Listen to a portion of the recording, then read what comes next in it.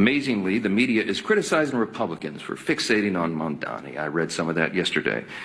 This socialist uprising is democratic socialist ignorant grinder boy. Something that we have a responsibility to call out and sound the alarms.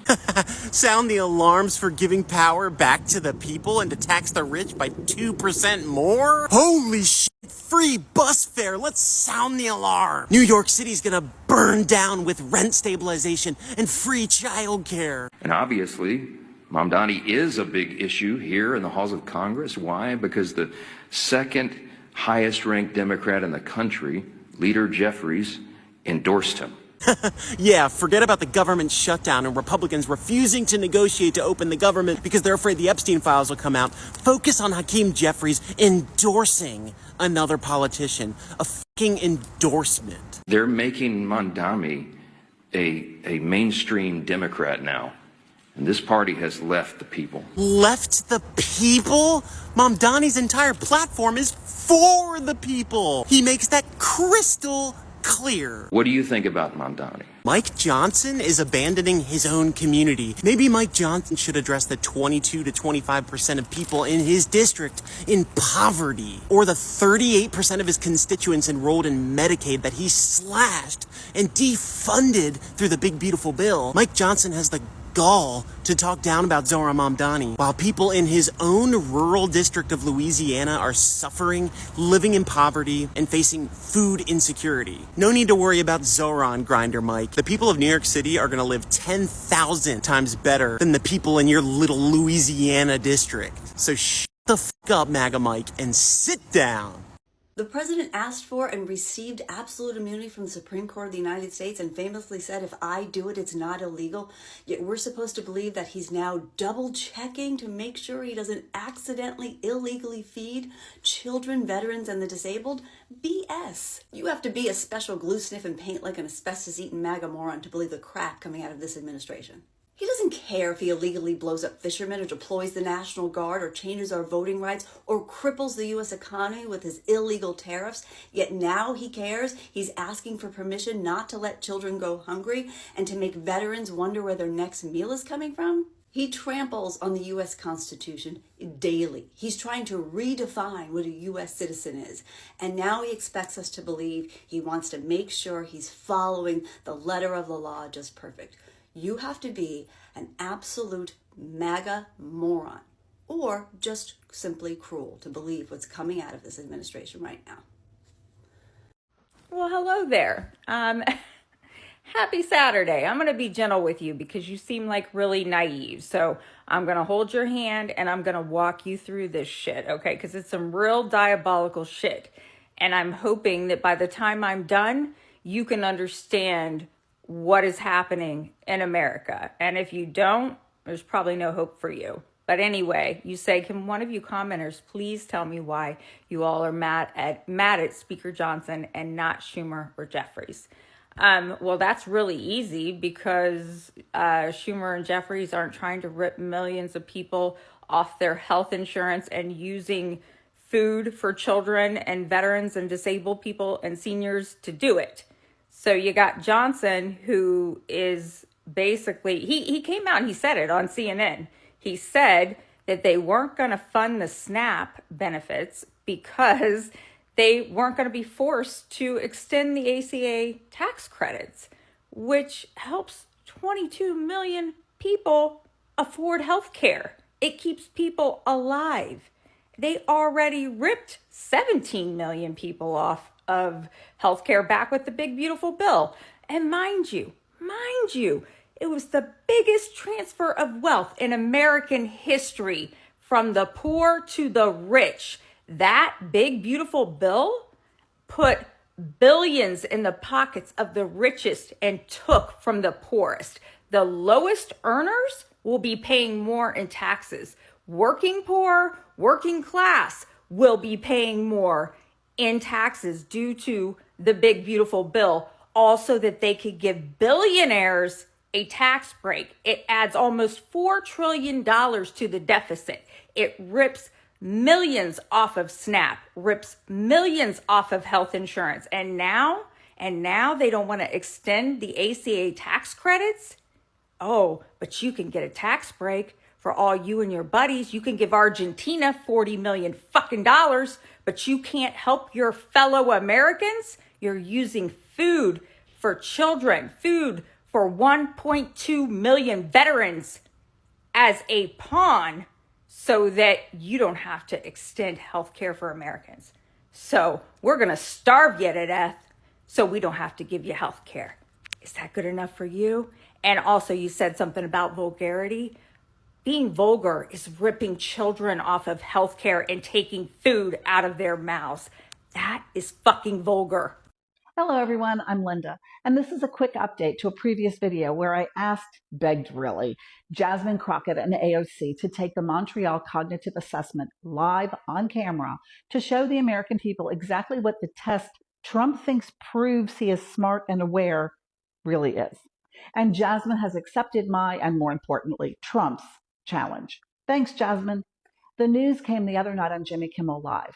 Jimmy invited Jasmine to participate in the James C. Kimmel Cognitive Aptitude and Mental Brilliance Invitational because, quote, I believe this would be a once-in-a-lifetime television event.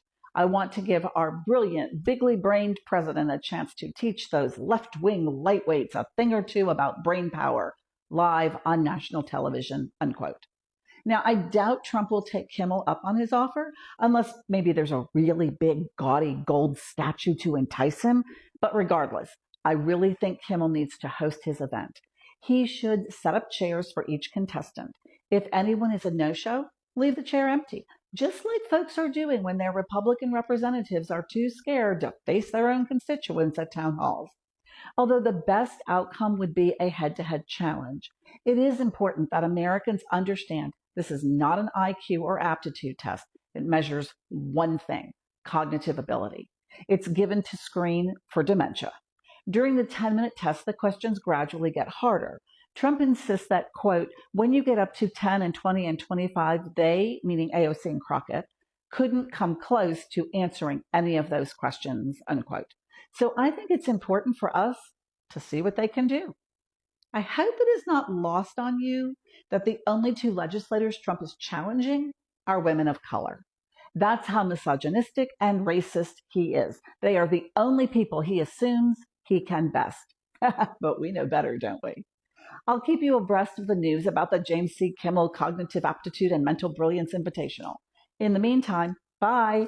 Thanks, Jasmine. I look forward to watching you run mental circles around Trump without even getting winded. This government shutdown will not end, at least not anytime soon. There's no incentive for the Republicans to work with Democrats to end the shutdown. It works to their advantage too much. Anytime you've ever heard the Republicans say, we're not allowed to access those USDA reserve funds to feed SNAP benefit recipients, they're lying, because when has that ever stopped them before? They've never asked for permission to do anything before. So why is it stopping them now? Anytime they've ever said the Democrats are in charge of this whole situation and they're choosing to not end the shutdown, they are lying, because they are in charge. They have the decision-making power right now. They know that. They are literally the only ones that are benefiting from the government shutdown. Not even just Republicans, because Republican constituents are also suffering because of this government shutdown. The only people who are incentivized to keep the government shut down are the Republicans in power. The only people that are benefiting from this shutdown is this administration. It keeps them from having to swear in Adelita Grijalva. It keeps them having to release the files. It allows them to cut SNAP benefits, which is something they've wanted to do for decades. It allows them to furlough as many federal workers as they want and stop paying people. It allows them to send money to foreign countries without government oversight. It allows them to start a war in Venezuela without congressional oversight, which they don't need in the first place, because remember, they don't ask permission to do shit. So remember, when a judge is telling them you must release those funds and pay out SNAP recipients, and they say, no, we're actually not allowed to do that and we disagree with your ruling, they're lying. Because when have they ever worried about listening to a judge ever before? When they say this is the Democrats' fault, they are lying. They are in charge. The only proof that Republicans or Democrats alike need to see that they don't give a fuck about our well-being and that they're lying in our face is the very moment that they start appealing that decision to release reserve funds to SNAP benefit recipients. That's the only proof that you need right there. Because what president that's worth a damn is ever going to fight a judge when they say you have to feed American children? Massive, explosive news that happened overnight that the mainstream media is not talking about, and for good reason, because they don't want to cause a run on the banks. And I'm going to tell you about it because I think everyone needs to know about this. So last night, Halloween night, in the middle of the night, the Federal Reserve injected billions of dollars into the banking system. They conducted the biggest repo operation since 2020 in COVID, injecting $29.4 billion into the banking system.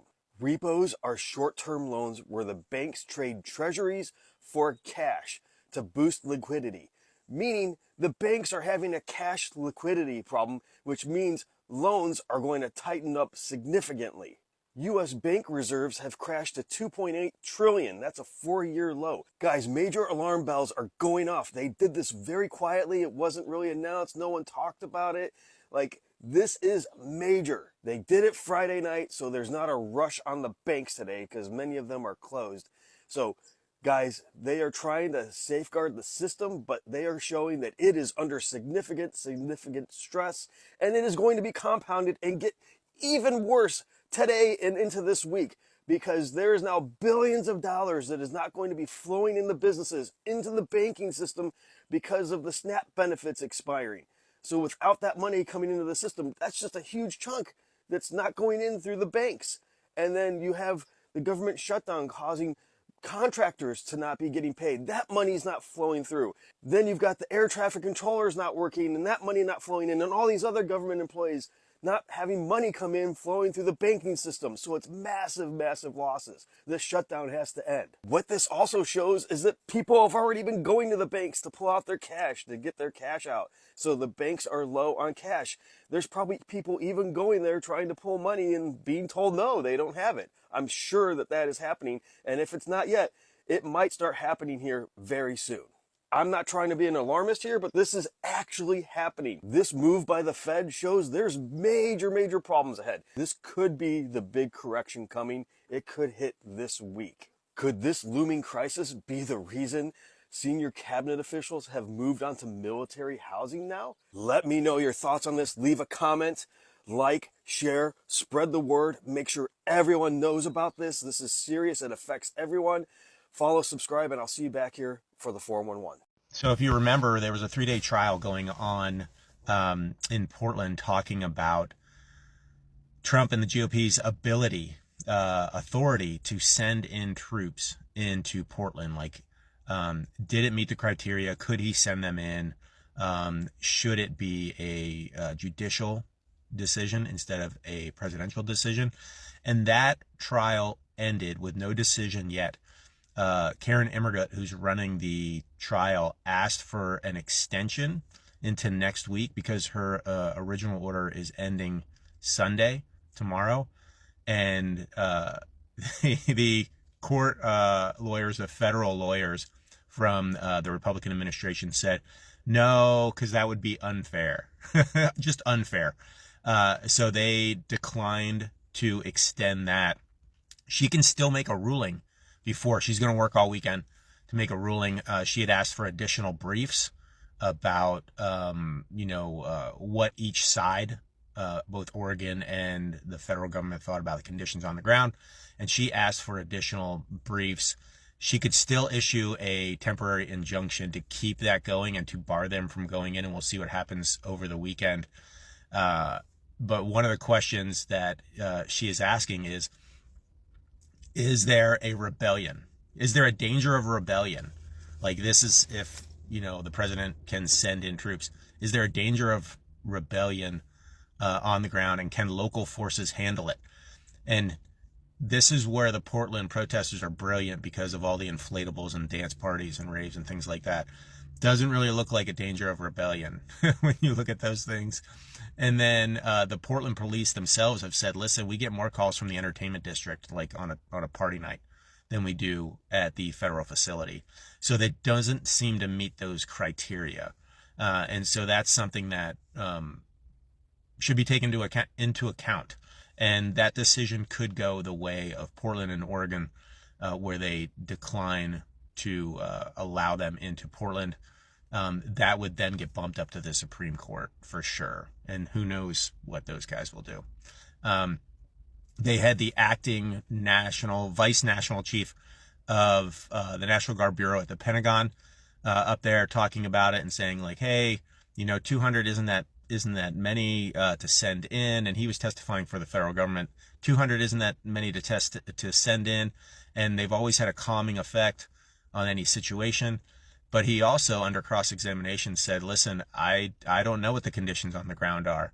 And I have not been consulted by Trump or the Republican administration about my thoughts on if we should send them in.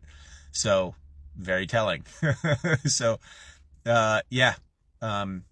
forward movement. We should have more this weekend about what's going on. For right now, they're still barred until tomorrow, unless she issues another injunction on that to bar them, or she comes to a decision. I think she's looking for more information to give everybody a fair chance before she comes to that decision. So we'll see.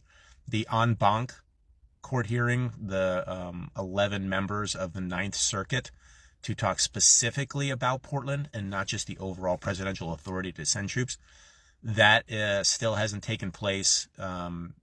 So we'll be waiting for word on that as well. Okay, hope that helps. Thanks. As millions are set to go hungry, Donald Trump takes a break from ripping apart our democracy to focus on ripping apart his bathroom. This is just another day. While tonight is Halloween, a holiday known for fear, terror, and frankly a chance to show a little more cleavage than normal, it's looking like November 1st will be even scarier. 1 month into the government shutdown, and this morning 42 million Americans on the doorstep of a hunger crisis. SNAP federal food assistance set to run out of money in less than 24 hours. Ooh, this has got all the suspense of 24, except it's much more depressing and entirely preventable. Yes, Donald Trump and the Republicans, who control all three branches of government, are claiming to be powerless when it comes to their ability to do anything about the 42 million Americans who will see their food assistance cut on November 1st. And Trump is truly baffled by all of this, politically speaking. Largely when you talk about SNAP, you're talking about largely Democrats. But I'm president. I want to help everybody. I want to help Democrats and Republicans. But when you're talking about SNAP, if you look, it's largely Democrats. They're hurting their own people. Yeah, it's like Democrats are giving themselves a wedgie, punching themselves in the dick, and giving themselves a swirly. Except for the fact that it's not true. Louisiana, which votes for Trump, has the highest poverty rate in the country and also has one of the highest SNAP participation rates, with 18.5% of residents receiving benefits. Similarly, Oklahoma, West Virginia, and Alabama all have above average SNAP participation and poverty levels. So who's poorer now, huh? That didn't come out right. But look, that was Trump mid-flight. The oxygen is thin up there, and once Air Force One landed, even Trump realized the error of his ways. It's their fault. Everything is their fault. I stand corrected. But there are some Republicans who are glad that this debate over the Supplemental Nutrition Assistance Program, or SNAP, has come to the forefront. This has sort of shined a light on a program that, especially under the last administration, has just become so bloated, so broken, so dysfunctional, so corrupt that it is astonishing when you dig in. So we're going to be talking a lot more about SNAP reform. We've got a lot of people listening now, which is very, very helpful. And to take that program back to its original intent of helping those who are truly needy in our communities, but not to have a massive welfare benefit where so many people are taking advantage of it that shouldn't be. Thank you! Finally! People taking on the greedy crooks who receive those government handouts when they really don't need them at all. And no, I'm not talking about the government handouts to billionaires who pay less in taxes than the rest of America, or the government handouts to subsidize dirty energy, or the government handouts to tech companies. I'm talking about those criminals who have a ceaseless hunger for thievery. Oh, and also just hunger. Because Republicans are depriving them of food assistance. I mean, Republicans in Congress, not the one in the Oval Office. He is so resolutely focused on delivering for the American people. All day, every day, 7 days a week, 20 hours a day. This is what he is thinking about. I'm sorry, But there are not enough bulls in the world to produce enough excrement to match that level of bullshit. Because as it just so happens, on the day before 42 million Americans see their food assistance disappear, the man who, according to Brooke Rollins, is so resolutely focused on helping his citizens went full blast on Truth Social to showcase his renovations of the Lincoln bathroom. And this motherfucker just kept posting. Trump is so tone deaf, he is the guy who would have tweeted about how soft his landing on his flight was on 9/11. I guess Trump figured until you can see all the angles, you can't know how truly heartless he is. And sure, it might feel like we're watching Trump take a giant shit on 42 million Americans right now, but apparently, thanks to the toilet placement by the window, you can literally watch him do it. And by the way, you know who loves this bathroom reno more than almost anyone?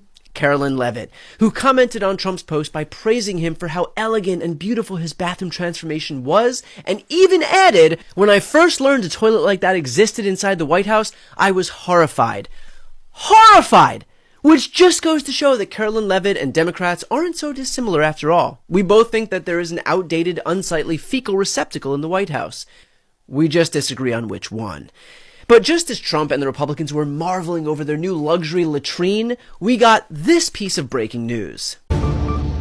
2 federal judges have ruled the government must continue to fund SNAP. Wow, amazing news for millions of Americans who truly needed this ruling. And frankly, I'll bet the administration and congressional Republicans are secretly pleased too. Because think about it, for weeks they have been saying on a loop that providing SNAP benefits to low-income Americans is simply out of their hands, that they wish they could help, but it's actually against the law to do anything about it. But now, 2 federal judges have given them the gift of political cover. They can provide this much-needed relief to millions without seemingly caving to the other side. Or... And so what do we expect to happen in the next few days? Appeals. Appeals? So Republicans and their legal teams who claim that their hands are tied have somehow broken free of their restraints just long enough to retie their own hands, march into court, and do whatever possible to get out of feeding the hungry. I bet if that doesn't work, they'll just resort to playing dumb. Oh, we thought you said NAPS benefits, and we refuse to pay low-income Americans to sleep all day. You know, it takes some massive balls for members of an administration helmed by a billionaire to whine about being forced to provide food assistance to people in need. And yet, we're about to use emergency funds from the Department of Agriculture because of a liberal judge ruling that we disagree in the law on. But then we don't have our emergency funds in case we have a hurricane or we have an emergency, a food emergency. Yes, we couldn't possibly use the emergency funds now when there's no funding and people who need to eat, because then we wouldn't have it for some arbitrary future date when there is no funding and people need to eat. Also, you can always count on Republicans to ask the right questions. Where will we ever find the money to pay for this? And look, I, for one, am grateful that they are being the adults in the room here and forcing us to keep our fiscal house in order. Except, of course, when dear leader wants to watch a military parade on his birthday that'll cost taxpayers $45 million, that's fine. Or when the president feels like the needle is slipping on his ostentatious meter and he needs a new $350 million ballroom, that's okay too. Or when Mr. Hard Up for Cash wants a new jet that's going to cost $1 billion to retrofit, we're not going to say no to that. Or when our incredibly impoverished commander-in-chief hears that his Argentinian buddy Milei wants $40 billion to outbeef American cattle ranchers, that one's a no-brainer. But other than all that, can you even try to be responsible here? The reality is that I have spent all day poring over the data and crunching the numbers, and every time I keep coming up with the same answer, which is Donald Trump, his administration, and the majority of the Republican members of Congress are assholes. I mean, what other answer is there? If you locked scientists in a lab and ordered them to construct a president who could be more out of touch and cold-hearted, they would fail. And not just because the real Donald Trump cut their funding to the lowest rate in decades. Trump's sycophants can try and paint him as some benevolent leader who's a philanthropist at his core, but he is not that guy. When the leader of the Republican Party will travel the globe to secure billion-dollar real estate deals for his family, host oligarch-filled crypto dinners to add more zeros to his bank account, and will slap his name on a phone in the chance that he could make a buck off of hardworking Americans, it's pretty clear that they are completely full of shit. Luckily, Trump's got just the thing.